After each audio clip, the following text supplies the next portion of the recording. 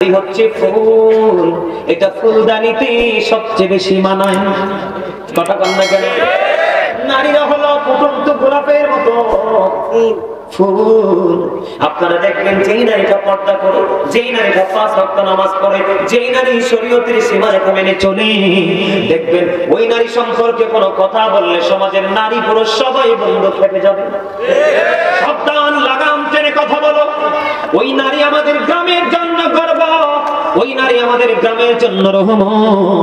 তার মতো একটা বউ যদি আমার ঘরে পেতাম, আপনি কেমন করে এমন বউ পাবেন? পাবেন না।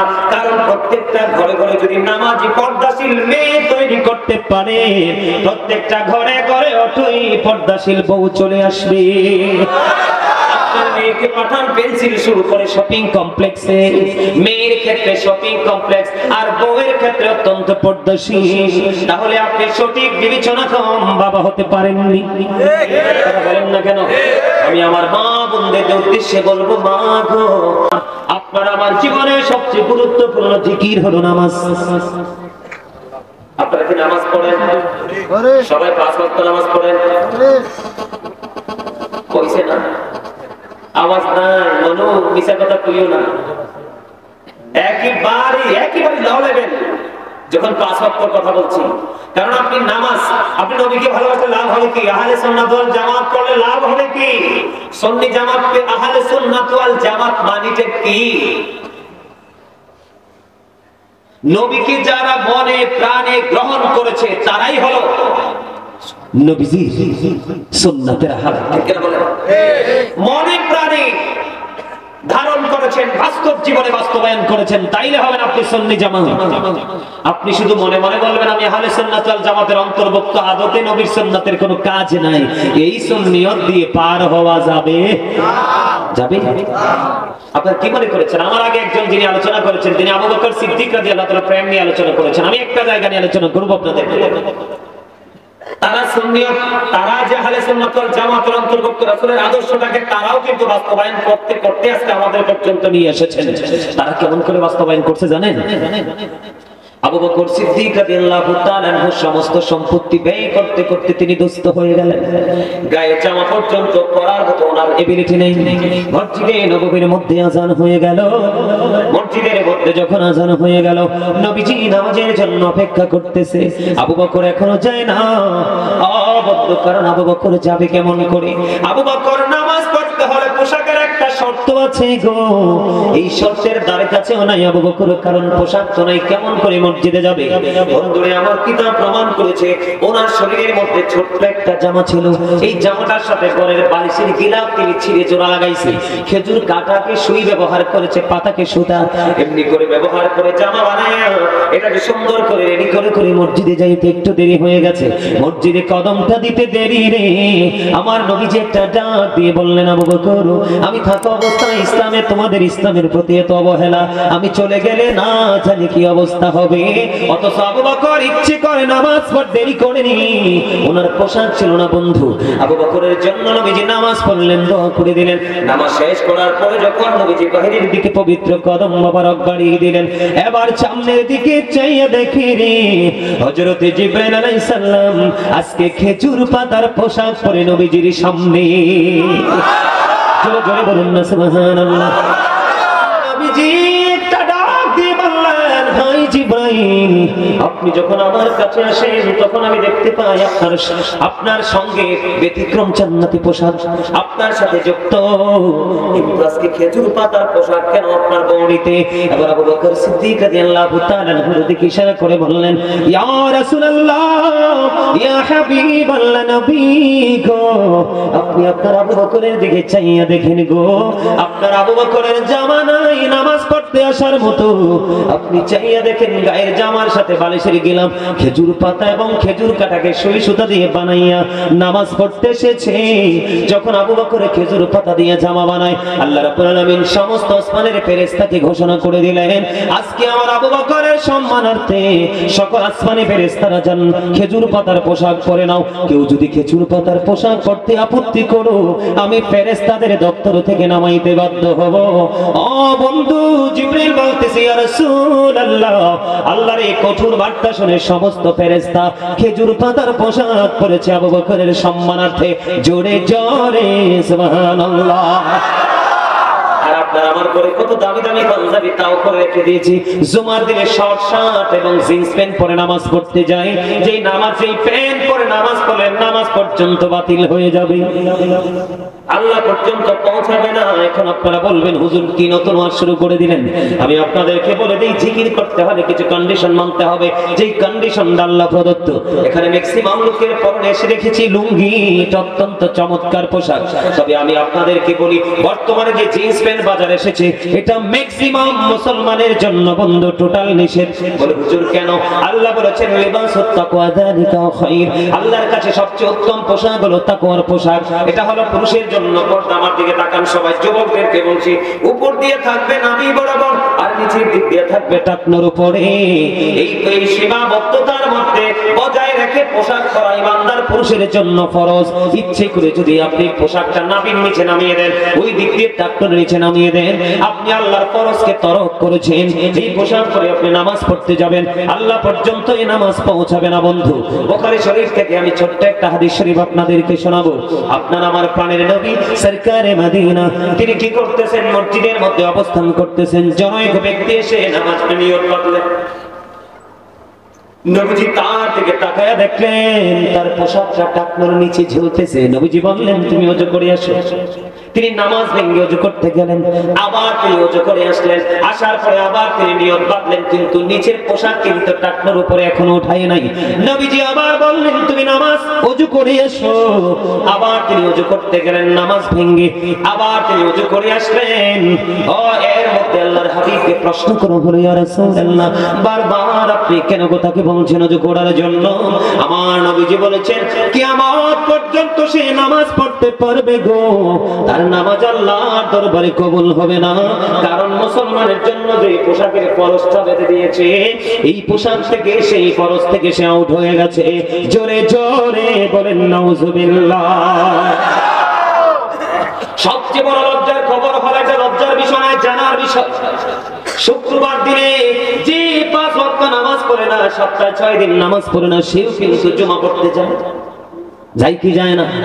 ম্যাক্সিমাম যুবক দেখবেন জিন্স প্যান্ট পরে, শর্ট শার্ট অথবা শর্ট গেঞ্জি পরে যায়। আমি নিজের চোখে দেখেছি, যখন একজন ব্যক্তির উপর দিয়ে লম্বা জামা থাকে না, সে যখন রুকুতে যায় 100% পিছনের কাতার থেকে তার লজ্জাস্থানটা দেখা যায়। কথা বলেন না কেন? আমি কি ভুল বলতেছি? লুঙ্গি বলেন, প্যান্ট বলেন, পায়জামা বলেন, ট্রাউজার বলেন, যেটাই বলেন, ইমানদার পুরুষ হিসাবে আল্লাহ রাব্বুল আলামিন অর্ডার করেছে আপনাকে কি করতে হবে?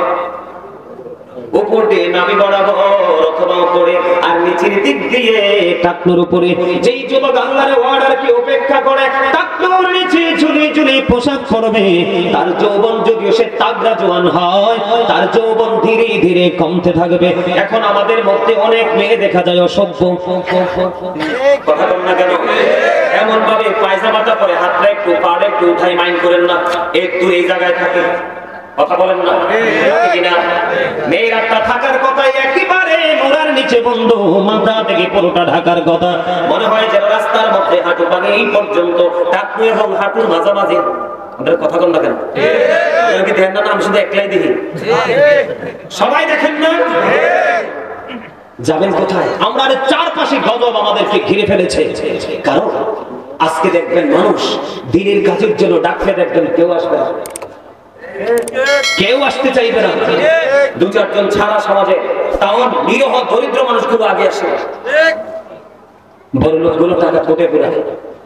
আজকে বলেন যে যেই কোন একটা আধুনিক গানের শিল্পী আসবে, এখানে কনসার্ট হবে, দেখবেন সাউন্ড পর্যন্ত নিয়ে আসবে আপনার কাছে। এটার মানেটা কি জানেন? এটাই হলো কিয়ামতের সিমটম, এটাই হলো কিয়ামতের আলামত। যখন ইসলামটা পৃথিবীতে এসেছিল, তখন ইসলামটা গরিব ছিল, পৃথিবীর অবস্থা ভালো ছিল না। যখন ইসলাম পরিপূর্ণ হলো পৃথিবীর মধ্যে শান্তি পরিপূর্ণ ছিল, ঠিক কিনা বলেন? আবার এখন ইসলাম গরিব হয়ে যাচ্ছে। এই আমার দিকে তাকান, এই যে দেখেন যে ছেলেগুলো টুপি ছাড়া আসছে, একটার মাথার চুল কাটার স্টাইল বলা না।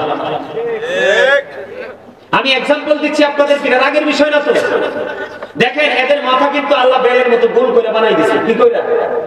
কেউ বানাইছে বাবুই পাখির বাসা, কেউ বানাইছে দান ঝাড়ুনের কুলা, কেউ বানাইছে এটার আবার সালুই, কেউ আবার বানাইছে কানের গোড়াটারে ডিজিটাল রেল লাইন। এই বর্তমানে 100 থেকে 100 ইয়াং ছেলেদের মাথা থেকে ইসলাম সরে গেছে। চুল কাটার যে ইসলামের যে কন্ডিশন, সেই কন্ডিশন থেকে ছেলেরা কি হয়ে গেছে? আউট হয়ে গেছে। একটা বার খতিব সাহেবকে প্রশ্ন করেনি, একটা বার ইমাম সাহেবকে প্রশ্ন করেনি, হুজুর আমি যে স্টাইলে চুলটা কাটলাম রাইট কিনা, অথবা বাবাও তো যাই প্রশ্ন করে নাই যে বা হুজুর আমার ছেলেটা এইভাবে চুলটা কাটছে আসলে কি রাইট কিনা। কথা বলেন না, আমি কি ভুল বলতেছি? ম্যাক্সিমাম ছেলেরা জিন্স প্যান্টটা পরে আসে, এদিক দিয়ে নাভির কমপক্ষে 4 আঙ্গুল নিচে থাকে প্যান্টটা। আমরা যে পুরুষ একজন আরেকজনের দিকে তাকাতে লজ্জা বোধ করি, কারণ চোখের জিনা হলো দেখা। মনে রাখবেন, আপনি যদি চোখকে নোংরামি থেকে বাঁচাতে পারেন, আপনার নফসকে নোংরামি থেকে বাঁচানো সম্ভব। কারণ আপনি যখন চোখে কোনো কিছু দেখবেন, এটা কিন্তু চোখ থেকে স্থানান্তরিত হয়ে কিন্তু আপনার নফস পর্যন্ত পৌঁছে যাবে। তখনই একটা নারী এবং পুরুষ নোংরা কাজে লিপ্ত হয়। কথা বলেন না, কি বাস্তব কথা বলছি না? আরে ভাই, তোমরা মুসলমান, ইসলামের মধ্যে পরিপূর্ণ পূর্ণাঙ্গ জীবন ব্যবস্থা রয়েছে। কারণ ইন্নাদ দীনা ইনদাল্লাহিল Islam, Islam is not only religion but also complete code of life. আপনি আজকে পড়তে আর অসুবিধা নাই, এটা হিসাব থেকে যদি মনে করে যে না এটা নাবির উপরে থাকে পড়বো, অসুবিধা নাই। যদি মনে করে যে না হুজুরের কথা অনুযায়ী, আল্লাহর আইন অনুযায়ী নাবির উপরে আমি রাখতে পারবো, তো জিন্স প্যান্ট পরেন, তবে নিষ্ঠার দিকে খেয়াল রাখতে হবে বেশি করে। বুখারী শরীফের মধ্যে আসছে যে যা যে ইচ্ছে করে কি করে, ইচ্ছে করে কন্টিনিউ টাকনুর নিচে ঝুলিয়ে ঝুলিয়ে পোশাক পরবে, তার ঠিকানা জাহান্নাম। তার ঠিকানা কোথায়? জাহান্নামে। আবু বকর সিদ্দিক রাদিয়াল্লাহু তাআলা আনহু নবীজির এই ভয়ঙ্কর হাদিসগুলো শোনার পরে বললেন, ইয়া রাসূলুল্লাহ, আমি সব সময় আমার পোশাকটাকে টাকনুর উপরে রাখি, মনে অজান্তে এটা নিচে নেমে আসে গো নবী। যখন দেখি নিচে নেমে আসছে, আমি তাড়াতাড়ি করে উঠাই পালাই।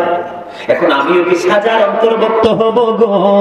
নবীজি বললেন, না না, যদি তুমি ইচ্ছে করে টাকনুর নিচে অহংকার করে ঝুলিয়ে ঝুলিয়ে না পড়ো, চলে গেছে তুমি উঠিয়ে ফেলো, তাহলে তোমার কোনো সাজা নেই, তোমার জন্য কোনো সাজা নেই। জোরে জোরে কন্যা সুবহানাল্লাহ। তিনি দেখতে পাইলেন পোশাকটা নাভির নিচে টাকনুর নিচে চলে গেছেন, সঙ্গে সঙ্গে তুলে ফেললেন। এটাকেই বলে তাকওয়া। কি এটাকে বলে ভয়। আমার দিকে তাকান, আল্লাযীনা আমানু, যারা ঈমান এনেছে, ওয়া কানু ইয়াত্তাকুন, এবং তাকওয়া অবলম্বন করেছে, লাহুমুল বুশরা, তাদের জন্য সুসংবাদ, ফিল হায়াতিদ দুনিয়া, দুনিয়ার জীবনে, ফিল আখিরা, এবং পরকালের জীবনে। আল্লাহ কথা দিয়েছেন, ঈমানদার হওয়ার পরে যদি তোমরা ভয় করতে পারো, তাহলেই তোমরা উভয় জাহানের সুসংবাদ প্রাপ্ত। তোমরা শুধু প্রেম করলা, ভয় করতে পারলা না, কখনোই তোমাদের সফলতা সম্ভব নয়। আল্লাহ কিয়ামতের দিন আমার দিকে তাকান, 3 শ্রেণীর মানুষের দিকে রহমত করবে না, ক্ষমা করবে না, তাদেরকে মায়া করবে না। হুজুর গো, এই 3 শ্রেণীর মানুষগুলো কারা? এর মধ্যে 1 নাম্বার হলো যুবক হোক বা বৃদ্ধ হোক বা মধ্যবয়সী হোক, যে অহংকার করে করে টাকনুর নিচে চেঁচিয়ে চেঁচিয়ে লুঙ্গি প্যান্ট পায়জামা পরবে। নাউজুবিল্লাহ বলেন না। 2 নাম্বারটা কে? 2 নাম্বারটা হলো যে মানুষ ব্যবসা করে। কি করে? বর্তমানে নির্বাচনের আড্ডা দিয়া কি পরিমাণ জুলুম জানি ব্যবসায়ীরা সাধারণ নিরহ মানুষের উপর করেছে, তাদের উপায় থাকবে না কাল হাসরের দিন। আল্লাহ সূরা রহমানের মধ্যে বলেছেন, ওয়াকিমুল ওয়াজনা বিল কিসতি ওয়া লা তুখসিরুল মিজান। আল্লাহ বলে যোজন কায়েম করো, ওজনে কম দিও না, পাল্লিটা ঠিক রাখো। এখন তুমি লোভে পড়ছো, কাস্টমার বিপদে পড়ছে, 5 টাকারটা রাখছো 30 টাকা, হিসাবটাও দিবা চুকি চুকি। আমি আসছি পরে আসল জায়গাটা, একটু পরে যাইতেছি আসল জায়গাটা। দুই নাম্বার হলো ব্যবসার মাধ্যমে মিথ্যা কথা বলে বলে কৌশল করে কাস্টমার থেকে টাকা হাতিয়ে নেয়। বলে হুজুর তিন নাম্বার কে? তিন নাম্বার হলো সমাজের মধ্যে কিছু টাকাওয়ালা মানুষ থাকে, মানুষ যখন বিপদে পড়ে তাকে হাওলাত দেবা যেই কোনো মাধ্যমে দেয়, কিন্তু সুযোগ পাইলে আবার তাকে খোঁটা দিয়ে কষ্টও দেয়। আমরা কইলে কোন না করলেন, এটা হাদিস শরীফের কথা, বিন্দু পরিমাণ ভুল নাই। যাবেনটা কোথায়? এই পোশাকের সাথে যুক্ত, এই জন্য হাদিস শরীফটা বললাম। পুরুষ কি করতে পারবে না? বলে হুজুর তাই এই পোশাকটা আবিষ্কার করছে কে? এই পোশাক তো কোনো ইমানদার আবিষ্কার করেনি, এটা শত্রু পাপ করেছে বেঈমানের। আল্লাহ বলেছেন ইন্নাল কাফিরিনা কানু লাকুম আদুওয়াম মুবিনা। আল্লাহ বলেছেন the heretics are the eternal enemy of the believers. ইমানদারদের প্রকাশ্য শত্রু হলো বেঈমানেরা। আপনারা বুঝেন না, আমাদের জন্য সুন্নাত ছিল মেসওয়াক। যদি কষ্ট না হতো প্রত্যেকটা নামাজের আগে রাসূল মেসওয়াক করার ওয়াদা দিতেন। আমাদের কষ্ট হবে জন্য এত শক্ত নির্দেশনা দেননি, কিন্তু আমরা এই মেসওয়াকের মতো পবিত্র সুন্নাতকে ডিলিট করে দিয়েছি। কৌশলে বেঈমানেরা ব্রাশ ঢুকিয়ে দিয়েছে আপনার আমার হাতে। বাংলার আনাচে কানাচে ছিল ফুরকানিয়া মাদ্রাসা, মা বোনেরা সকাল হলে বাচ্চাদেরকে মাদ্রাসার দিকে পাঠিয়ে দিতেন। এখন আর কোরআন তেলাওয়াতের আওয়াজ শোনা যায় না। এখন মা বাবারা তাহাজ্জুদের উঠে সাজে, মা বিশেষ করে মা ছেলেকে কিন্ডারগার্টেন ইংলিশ মিডিয়ামে নেবে, এইটাও বেঈমানদের একটা অপকৌশল। নারীরা দেখবেন পাতলা পোশাক পরে হাঁটে, এই নারীরা হলো বেহায়া। আল্লাহর হাবিব বলেছেন যেই নারী পোশাক পরার পরেও তার অঙ্গটা অন্য মানুষ দেখতে পায়, তোমরা মনে করবে এই নারী পোশাক পরিহিত নারী নয়, এই নারী ল্যাংটা উলঙ্গিনী। জোরে বলেন না নাউজুবিল্লাহ। আল্লাহ তো তোমার ঘাড় কত মোটা, তুমি কত পয়সার মালিক হইছো গো খালা, তুমি আল্লাহর অর্ডার মানো না। আল্লাহ করেন ওয়াকারনা ফি বুয়ুতিকুন্না ওয়ালা তাবাররাজনা তাবাররুজাল জাহিলিয়াতিল উলা। আল্লাহ বলেন এই কই জানো না, আমি আসতেছি। আরে আল্লাহ রাগ করে মিছিল না, আল্লাহর কাছে ধরা হয়ে যাবে তো। আল্লাহ কবে তুমি কি ওয়াজ করছো, তোর মুসল্লি ছুটি গেছে গিলি কিটা দিবা আরে ধরি, আমি আসতেছি। আচ্ছা ঠিক আছে, ওকে আসেন। আমার দিকে তাকান, আমি বেশি আলজাল কথা বলার অভ্যাস না, আপনাদের যে কিন্তু দুর্বল, আপনাদেরকে মজা দেওয়ার জন্য একটু মাঝে মাঝে ব্যতিক্রম কথা বলি, এটাই উদ্দেশ্য, অন্য কিছু না। আল্লাহ কয় মহিলাদেরকে ঘরে থাকতে, ওই জাহিরি যুগের নারীদের মতো নিজের রূপটা বাইর হয়ে অন্য কোন পুরুষকে দেখাইতে আল্লাহ না করছে। ঠিক আপনাদের এলাকার মা বোনেরা নিশ্চয়ই পর্দা করে না? কারণ পাহাড়ি এলাকার মানুষ, তারা নিশ্চয়ই পর্দা করে। যদি তারা পর্দা করে তাদের জন্য ওয়েলকাম, আর যারা পর্দা করেন না তাদের জন্য একটু ওয়াজ। ঠিক না? ঠিক। আল্লাহ কি বলছে? নারীদেরকে ঘরে থাকতে বলছে, কি করতে বলছে? তার মানে পর্দা থাকতে বলছে। বলো হুজুর আমরা কি সাইফা জন্তু নিয়ে আমরা ঘরে থাকবো? হ্যাঁ বের হবেন, আপনি পর্দা নিয়ে বের হন, এমন ভাবে বের হন আপনার বডিটা কেমন এটা কোনো পুরুষ যেন অনুভব করতে না পারে। এমন বোরকা পরে কষাই দেখলে বুঝবো বডির উপরে নিচে কয় মন বুঝতো।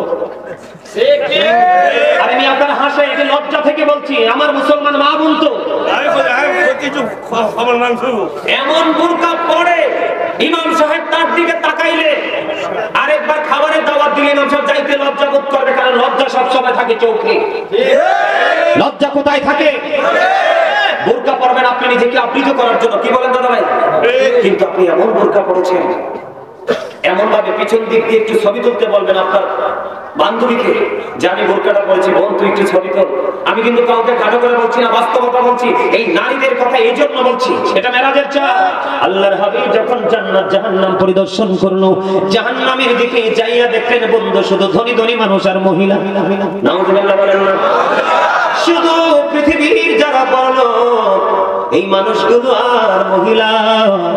জান্নাতের দিকে নবীজি তাকায় দেখেন, জান্নাতের মধ্যে শুধু পুরুষ আর গরিব মানুষ। মহিলাদের অবস্থা অত্যন্ত ভয়ঙ্কর। আমি বলবো একটা ছবি তুলবেন, বলবেন বোন একটা ছবি তোল, আমি দেখবো আমাকে কেমন লাগে। আপনি নিজে ছবি পিছন দিক দিয়ে একটা পিকচার তুলে তাকাবেন। যদি সত্যিকারই আপনার মধ্যে ন্যূনতম ঈমান থাকে, আপনার ছবি দেখলে আপনার কাছে লজ্জা লাগবে। কেন? নারী হচ্ছে ফুল, এটা ফুলদানিতে সবচেয়ে বেশি মানায়। কথা কন না কেন? নারীরা হলো ফুটন্ত গোলাপের মতো ফুল। আপনারা দেখবেন যেই নারীটা পর্দা করে, যেই নারীটা 5 ওয়াক্ত নামাজ পড়ে, যেই নারী শরীয়তের সীমারেখা মেনে চলে, দেখবেন ওই নারী সম্পর্কে কোনো কথা বললে সমাজের নারী পুরুষ সবাই বন্ধ থেকে যাবে। সাবধান, লাগাম টেনে কথা বলো। ওই নারী আমাদের গ্রামের জন্য গর্ব, ওই নারী আমাদের গ্রামের জন্য রহমত। তার মতো একটা বউ যদি আমার ঘরে পেতাম, আপনি কেমন করে এমন বউ পাবেন? পাবেন না। কারণ প্রত্যেকটা ঘরে ঘরে যদি নামাজি পর্দাশীল মেয়ে তৈরি করতে পারে, প্রত্যেকটা ঘরে ঘরে অটই পর্দাশীল বউ চলে আসবে। মেয়েকে পাঠান পেন্সিল শুরু করে শপিং কমপ্লেক্সে, মেয়ের ক্ষেত্রে শপিং কমপ্লেক্স, আর বউয়ের ক্ষেত্রে অত্যন্ত পর্দাশীল। তাহলে আপনি সঠিক বিবেচনা কম বাবা হতে পারেননি। বলেন না কেন? আমি আমার মা বোনদের উদ্দেশ্যে বলবো, মা গো, পর্দা করে চলো, পর্দা ছাড়া কোনো উপায় নেই। আমার বন্ধু হযরতে আব্দুল্লাহ আসতেছে নবীজির কদমে, মাইমুনা সহ বন্ধুরে আমার আরেকজন ছিলেন নবীজির দরবারে। যখন আব্দুল্লাহ আসতেছে তখন আমার নবীজি বললেন, তোমরা আত্মগোপন করো। খেয়াল করবেন হাদিস শরীফ, তোমরা কি করো? তার মানে তোমরা এখান থেকে প্রস্থান করো, চলে যাও। ইয়া রাসূলুল্লাহ, আব্দুল্লাহ আসতেছে, আব্দুল্লাহ তো অন্ধ। আমার নবীজি বলেছেন, আব্দুল্লাহ অন্ধ, তোমরা তো অন্ধ নও। তার মানে আপনার বাড়ির আঙিনা দিয়ে যদি কোনো অন্ধ মানুষ চলে যায়, আপনি চোখে দিয়ে অন্ধ মানুষের, অন্ধ পুরুষের দিকে দৃষ্টি দিতে পারবেন না। আপনার স্বামীর ক্ষমতা নাই, কলা পাতা দিয়ে আপনার বাড়ির আঙিনাটা বেড়া দিয়ে দিয়েছে। নতুন জামাই হেঁটে যাচ্ছে, আপনি কলা পাতা পাক দিয়ে নতুন জামাইয়ের দিকে দৃষ্টি দিতে পারবেন না। কারণ বন্ধু, আমি আগে বলেছি, সবকিছুই ওই চক্ষু থেকে। কথা বলেন না কেন? ফেসবুকে দেখবেন, গতকালকে গত পরশুদিন ফেসবুকে দেখলাম 3 বাচ্চার মা, স্বামী বিদেশে থাকে, এসআইর সাথে প্রেম করে 3টার মা বিয়ে করে ফেলেছে। অথচ জামাই বিদেশে। কত স্বামীর কোটি কোটি টাকা নিয়ে অন্য পুরুষের গলায় ঝোলে, আজকে শুধু উকি আর ঝুঁকির কারণে।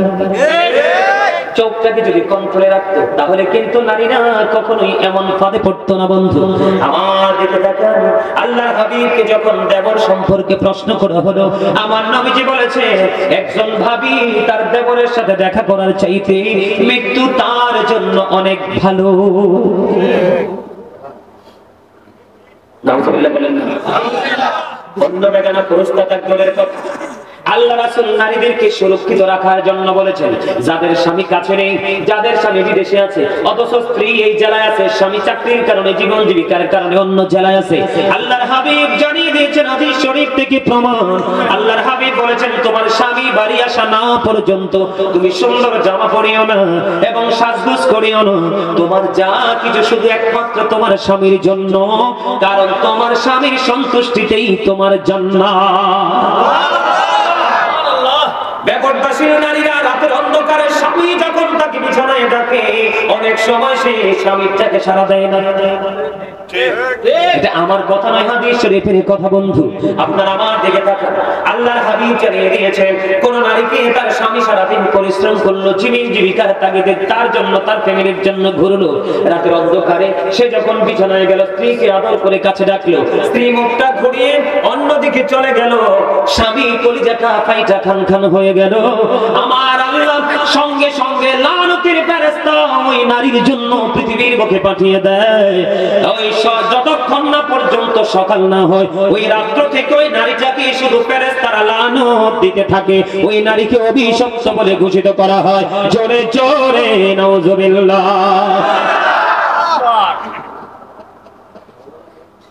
নারীদের পর্দা করতে হবে বেশি করে, আর এই দায়িত্ব নিতে হবে পুরুষদেরকে। আপনি স্বামী হয়ে স্ত্রী বন্ধু এলোমেলো ঘোরাফেরা করছে, চলাফেরা করছে, আপনি কিন্তু তার আপনার স্ত্রীর দিকে নজর দিচ্ছেন না, তাহলে এটার জন্য দায়ী হবেন আপনি। বাঁচার উপায় নাই। আপনি ফরেজগার স্বামী, কিন্তু বউ এলোমেলো চলছে, আপনার আমলের কোনো মূল্য নেই আল্লাহর কাছে। আল্লাহর হাবিব বলেছেন, নারীরা হলো গোপনীয় জীব, তারা গোপনে থাকবে, তাদের সর্বোচ্চ সম্মান থাকবে। যখন তারা ঘর থেকে বের হয়ে প্রকাশিত হবে, তখন শয়তান তাদেরকে দেখলে উকি ঝুঁকি দেয়। জোরে জোরে নাউজুবিল্লাহ। আপনারা তো জানেন না, নারীকে শয়তান মনে করে রশি, কোন শয়তান যদি কোন পুরুষকে, চরিত্রবান পুরুষকে যদি গায়েল করতে চায়, কোন সুপুরুষের গায়ে যদি কলঙ্কের কালি লাগাইতে চায়, তখন শয়তান কোনোভাবে ফাঁদ ফেলতে পারে না। একটা নারীর মাধ্যমে ওই পুরুষের গায়ে সাদা গায়ে কালো দাগ লাগাইয়া দেয়। এই জন্য নারীদেরকে অত্যন্ত সচেতন থাকতে হবে, অ্যালার্ট থাকতে হবে।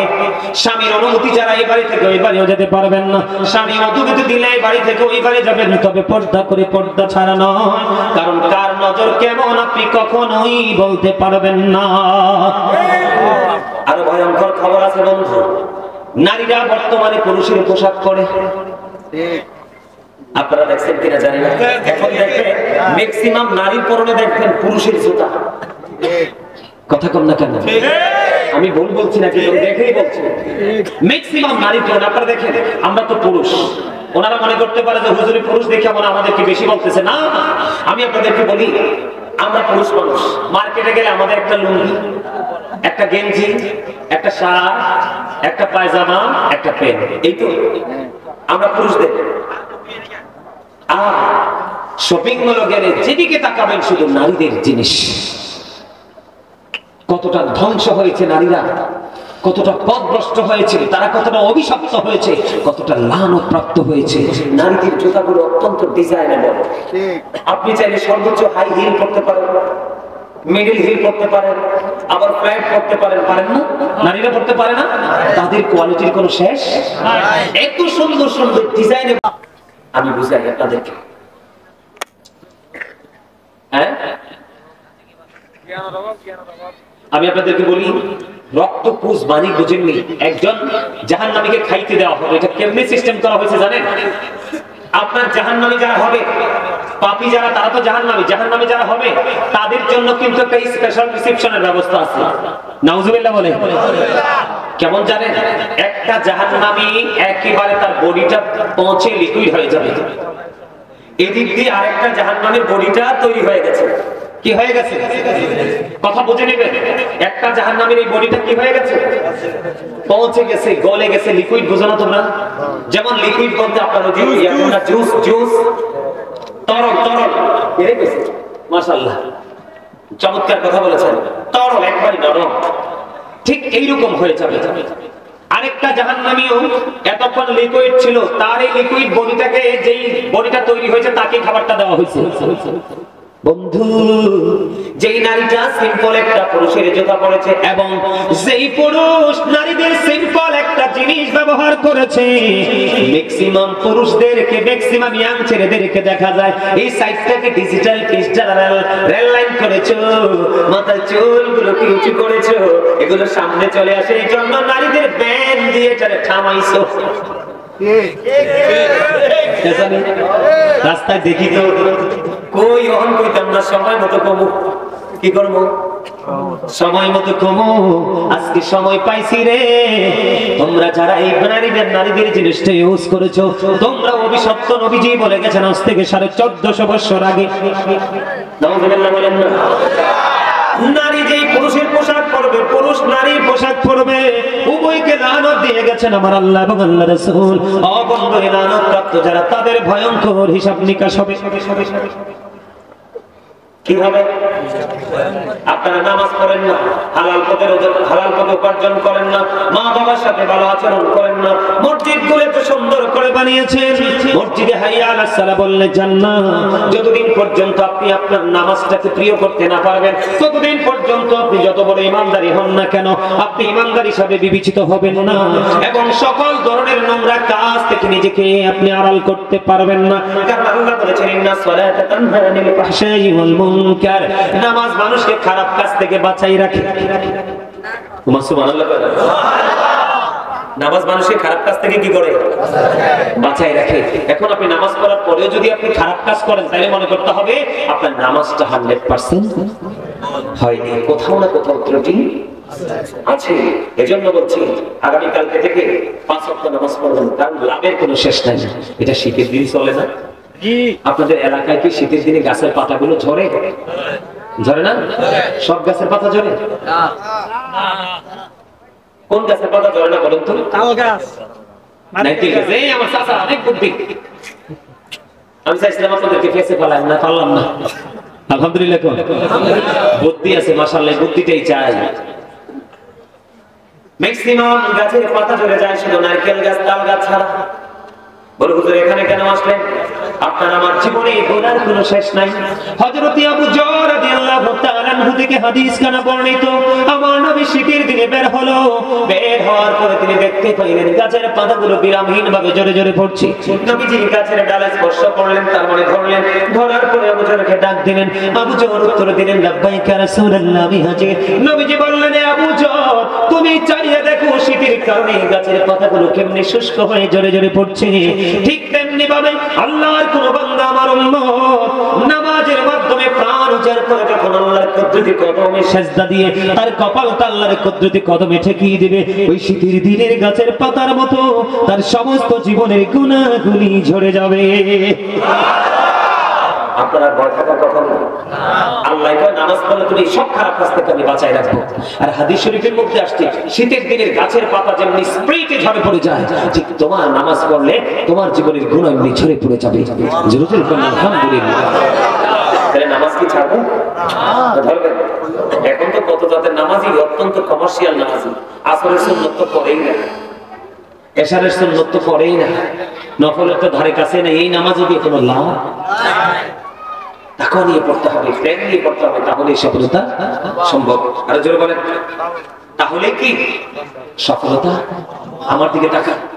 নামাজ পড়তে হবে, নামাজ পড়লে পুরুষে পর্দা করতে পারবে, নারীও পর্দা করতে পারবে। আর আপনারা মহিলারা পর্দা করে যাবে, আপনারা আবার তিন রাস্তার মোড়ে দাঁড়াইয়ে এমনি চাইয়া থাকেন না। আল্লাহ রাসূল বলছে, তোমরা তোমাদের চক্ষুগুলোকে নিয়ন্ত্রণ করে রাখো, নিচু করে রাখো। কি করে রাখো? আপনার চোখ দুটো দিয়েছে অকাজে ব্যবহারের জন্য না, চতুর্দিকে হাইয়া চাইলেন না। হাঁটতে লাগলে মাথা নিচু করে হাঁটবেন। কথা কি বুঝতে পারছেন? আপনি যখন নামাজ পড়বেন, নামাজ পড়ার কারণে আপনার মধ্যে সব ধরনের পবিত্রতা চলে আসবে, অপবিত্রতা দূর হয়ে যাবে। আলহামদুলিল্লাহ বলেন না? হযরত ওমর রাদিয়াল্লাহু তাআলা এর জামানায় একটা যুবক এমনই বেশি আল্লাহর প্রেমিক ছিলেন, তিনি প্রতিদিন যে নামাজ পড়তে যাইতেন মসজিদ, এই মসজিদটা একটা বাড়ির উপর দিয়ে যেতে হতো।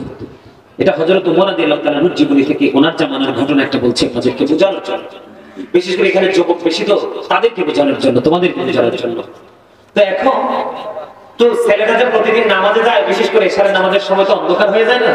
তো একটা মেয়ে আছে অপূর্ব সুন্দরী, এই মেয়েটা সব সময় ছেলেটাকে দেখলে তার মনের প্রেম আকাঙ্ক্ষাটা ছেলেটাকে বিভিন্ন ভাবে বোঝায়। কিন্তু ছেলেটা এত বেশি আল্লাহ প্রেমিক যে একদিন হিসাব দিতে হবে, ভয় করে মেয়েটার দিকে সে তাকায়ও না। সে কি করে, একদিন সে তাকে সবসময় এড়িয়ে যায়। একদিন এরকম করতে করতে দিন যাচ্ছে যাচ্ছে যাচ্ছে, হঠাৎ করে একদিন এশার নামাজ পড়তে গেলেন। এশার নামাজ শেষ করে যখন সে তার বাড়ির উদ্দেশ্যে রওনা হলেন, মেয়েটা এমন ভাবে মেয়েটা প্রেম আকাঙ্ক্ষা দেখালে, ছেলেটা আর থাকতে পারলো না। ছেলেটা সোজা মেয়েটার ঘরে চলে গেল। যাওয়ার পরে দেখলেন মেয়েটা এমন একটা পরিবেশ তৈরি করে ফেলেছে যেন স্বামী স্ত্রীর ভাষণ হবে। নাউজুবিল্লাহ বলেন। মানে মেয়েটা ছেলেটাকে এত বেশি ভালোবেসে ফেলেছে, এটা কোনোভাবেই সে মানে এটাকে তার কাছাকাছি এসে তাকে আপন করে বোঝানোর মতো সক্ষমতা হয় না। বিভিন্ন কৌশল তাকে শয়তান ধোঁকা দিয়েছে, সে ঘরে চলে গেল। যাওয়ার পরে বন্ধু যখন এই পরিবেশটা এত ভয়ঙ্কর হয়ে গেছে, হঠাৎ করে ছেলেটার অন্তরে ওই যে কিয়ামতের দিনের কথা বন্ধ মনে হয়ে গেল।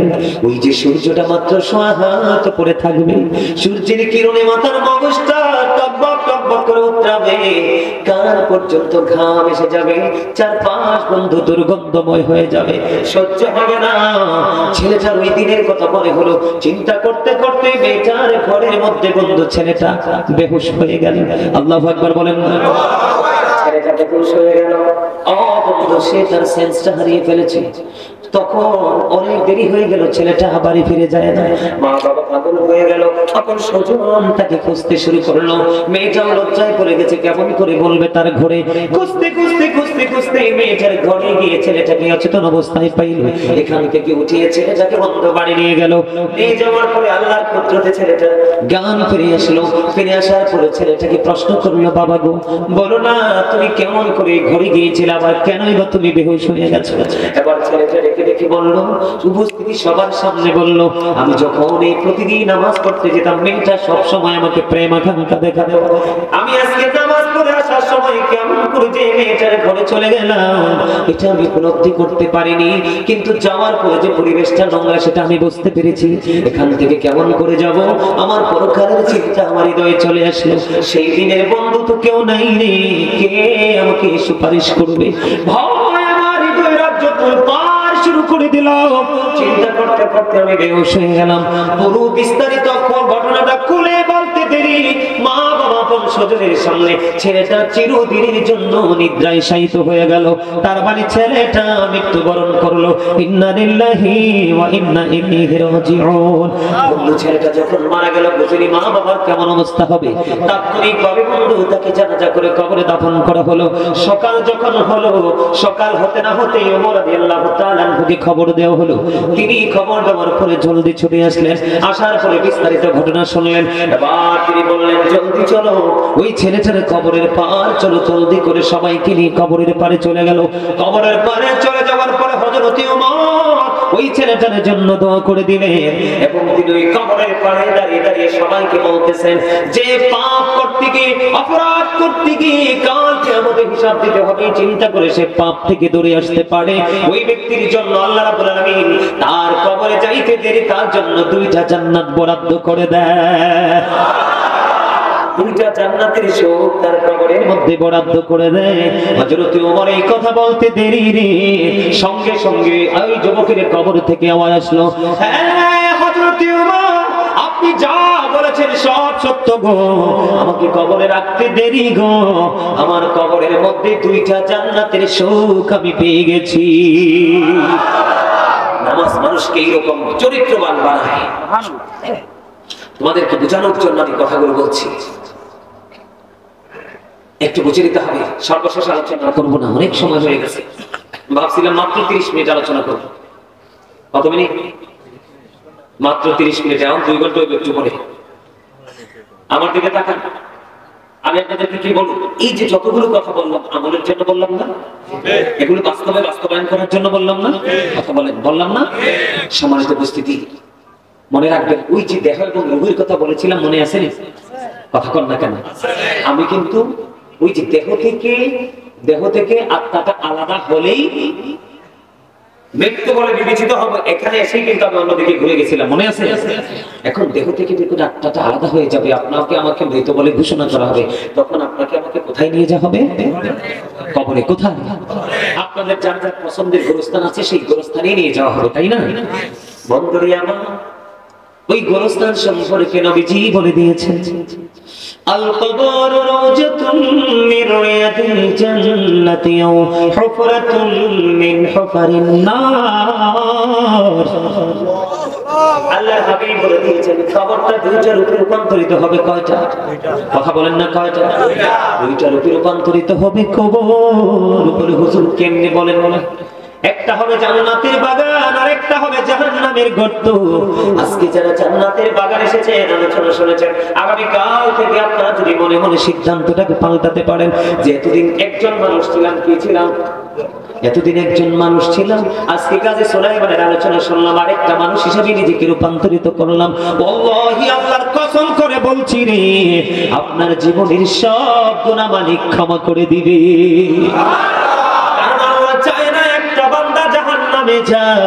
বান্দা শুধু নিজের পায়ে নিজে কুড়াল মেরে জাহান্নামে যাবে। কোরআন শরীফে সূরা ইউনূসের 44 নম্বর আয়াতে আল্লাহ বলেছেন, ইন্নাল্লাহা লা ইয়াযলিমুন নাসা শাইয়্যান ওয়ালাকিন্নান নাসা আনফুসাহুম ইয়াযলিমুন। আল্লাহ বলে দিয়েছেন, আল্লাহ আল্লাহর দাসের উপর অত্যাচার করে না, বান্দার উপর অত্যাচার করে না, বান্দা নিজের উপর অত্যাচার করে। কি এটা কি দেখছেন? এটা সুবহানাল্লাহ কিছু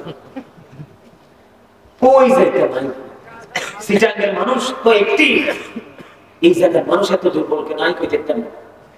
আরেকবার আগে যাব দেখি আমরা সব একটু মামা আমি নতুন হয়ে যাই জোরে কর না, আমি আরো জোরে সেটাই গেছে নাইলে তুই করে উদয় গেছে। ঠান্ডায় ওদাই গেছে, দাদাই কইছে বাইনতে দাম, বাইনতে আছে ও দাদা, ঠিক কিনা? হ্যাঁ, দেখি খালি বাড়াই মানে শান্ত হয় না, কিল্লাই ধরে দেখো ওদা, ঠিক না ঠিক? কি মনে করছেন? যখন তোমার কেউ ছিল না তখন ছিলাম আমি, এখন তোমার সব হয়েছে পর হয়েছি আমি, যখন তোমার কেউ রবে না রব শুধু আমি, আমার কাছে আসতে হবে মনে রেখো তুমি, তোরা চাসনি কিছু, তোরা চাসনি কিছু কারো কাছে খোদার মদদ ছাড়া, অন্যের ওপর ভরসা ছেড়ে নিজের পায়ে দাঁড়া। বুঝেন না কিচ্ছু, আগাও বুঝেন না, গোড়াও বুঝেন না। আপনি কি অন্যের আলগা পাওয়াকে হাতে দৌড়তে পছন্দ করেন না নিজেরটা দিয়ে?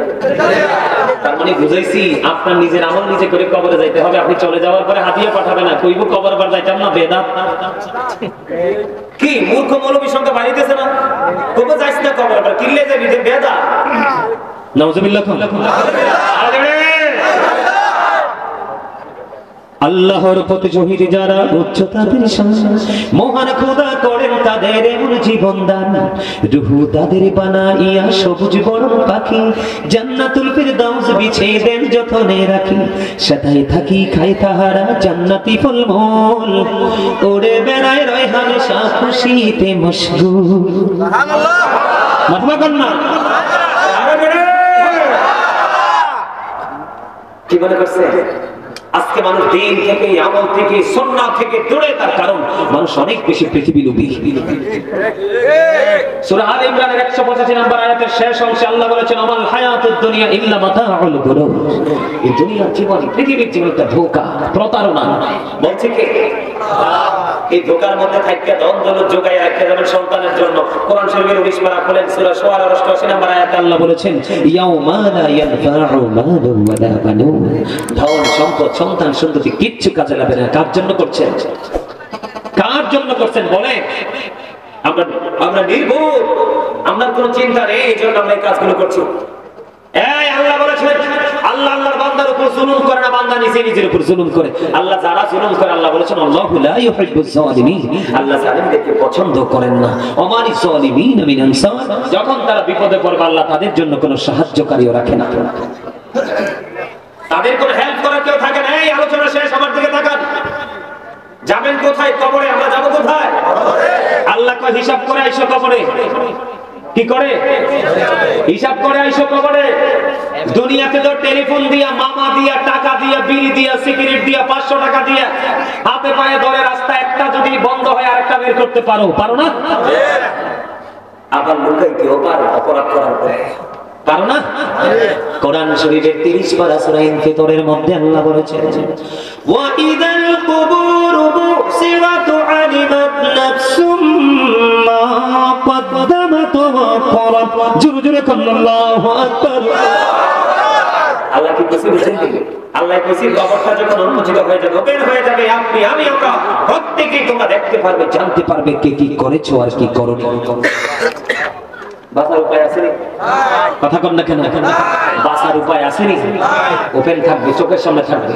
কারণ আপনারা তো দোকানের সামনে সিসি ক্যামেরা লাগাইলে, শপিং মলে লাগাইলে, শহরে লাগাইলে ভয় পান, কিন্তু চিরস্থায়ী 2টা সিসি ক্যামেরা যে আপনার সাথে আছে এটার খবর কিন্তু আমি পছন্দ করে একটা নয় মিলি সরি ওয়াজ করে